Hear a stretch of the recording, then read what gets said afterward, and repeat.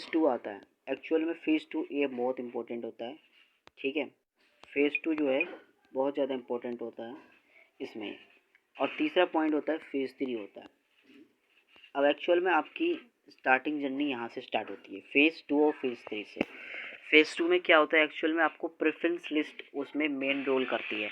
अगर आपकी प्रेफ़रेंस, आपके मार्क्स बहुत अच्छे आए सीयूईटी में, लेकिन प्रेफ़रेंस लिस्ट आपने गलत बना दी, तो फिर आपके जो है जो ड्रीम कॉलेज है या ड्रीम कोर्स है वो आप पा नहीं पाओगे। जब आपको मिलेगा नहीं तो फिर आपका कोर्सेज जो है सही नहीं रहेगा। लेकिन तीसरे राउंड में आपको सीट एलोकेशन के बारे में भी बताऊंगा। तो पहले समझिए सेकंड राउंड में एक्चुअल में होता क्या है। इसमें देखिए, इसमें प्रेफरेंस बहुत रोल करती है। प्रेफरेंस मैं बताता हूँ, प्रेफरेंस लिस्ट होती क्या है एक्चुअल में। मैं शॉर्ट में यहाँ लिख रहा हूँ, ठीक, ताकि आपको समझ में आ जाए। प्रेफरेंस लिस्ट, FPL लिख दे रहा हूँ, ठीक है, प्रेफरेंस लिस्ट। इसमें कॉलेज और कोर्स वाइज आप लोग प्रेफरेंस भरते हैं। कि प्रेफरेंस का भरने का मतलब है मैं इसको मेरा ये कॉलेज है, मैं इसको पहले रखता हूँ, ये मेरा कोर्स है उसको मैं पहले रखता हूँ। फिर उसके अकॉर्डिंग जो है आप अपने कॉलेज रखते हैं। फिर उसके वो अभी प्रेफरेंस बनती है दो तरीके से। पहला तरीका होता है कोर्स वाइज होती है, दूसरा तरीका होता है कॉलेज वाइज।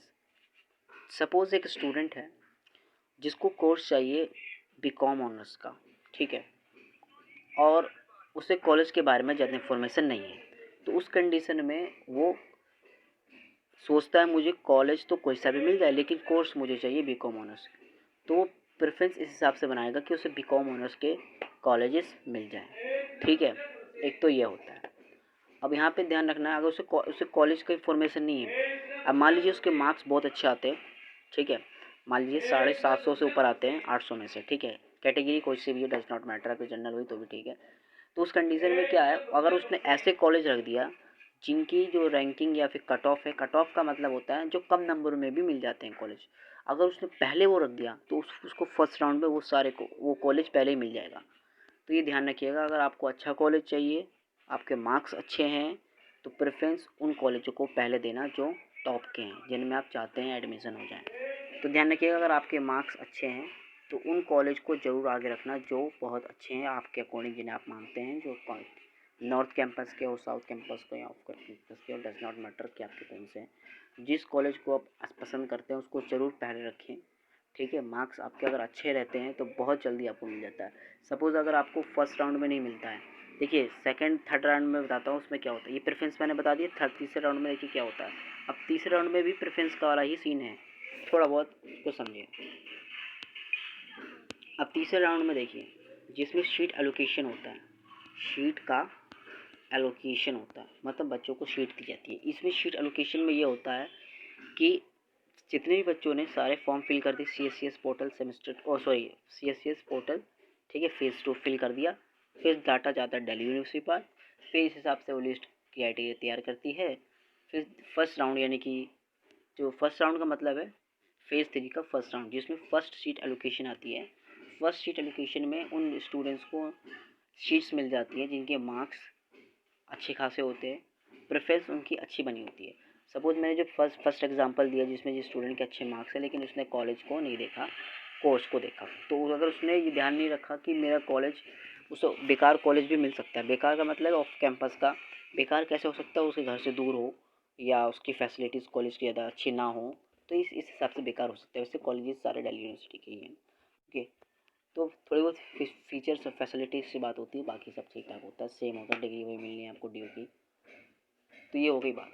तो तीसरे में सीट एलोकेशन होता है। अगर आपको मान लो फर्स्ट राउंड में वो कॉलेज उस बच्चे को मिल गया जो मैंने एग्जांपल दिया था, तो उस कंडीशन में वो बच्चा क्या कर सकता है, उस कॉलेज को एक्सेप्ट कर सकता है। उसे लगता है कि ये नहीं, कॉलेज अच्छा नहीं है, तो लेकिन देखो ये ध्यान रखना, आपको कॉलेज अच्छा लगे ना लगे, आपको सीट को एक्सेप्ट करना होगा, पेमेंट करना होगा। कॉलेज की जो फ़ीस होती है 1 साल की, ध्यान रखिएगा, इसमें पूरे 1 साल की फ़ीस होती है, कोई सेमेस्टर की फ़ीस नहीं होती। ये इंपॉर्टेंट है। पूरा कॉलेज जो है आपकी 1 साल की फ़ीस लेगा। ये फर्स्ट ईयर की फ़ीस होती है जो एक साथ ही आपको पेमेंट करनी होती है 1 साल की, ये ध्यान रखिएगा, जो कि आपको मैं बता रहा हूँ। इसमें ये इंपॉर्टेंट हो गई। अब 1 ईयर की फ़ीस दोगे, जो भी कॉलेज की है, जो भी कोर्स वाइज है, डिफरेंट कॉलेज और डिफरेंट वेरियस टाइप की फ़ीस होती है, वो आपको पेमेंट करनी होगी। उसके बाद अगर आप चाहते हो कॉलेज मुझे अच्छा नहीं लग रहा है, तो विड्रॉल का ऑप्शन होता है। फिर आप नेक्स्ट राउंड के लिए रेडी हो जाते हो। नेक्स्ट राउंड में क्या होता है कि आपको मान लो दूसरा कॉलेज मिल गया, अरबिंदो कॉलेज मिल गया, श्यामलाल से अरबिंदो में चला गया, तो जो फ़ीस आपने श्यामलाल में फिल की थी, पेमेंट की थी, वो फ़ीस डायरेक्टली अरबिंदो कॉलेज में चली जाएगी, तो आपको अलग से पेमेंट करने की ज़रूरत नहीं है।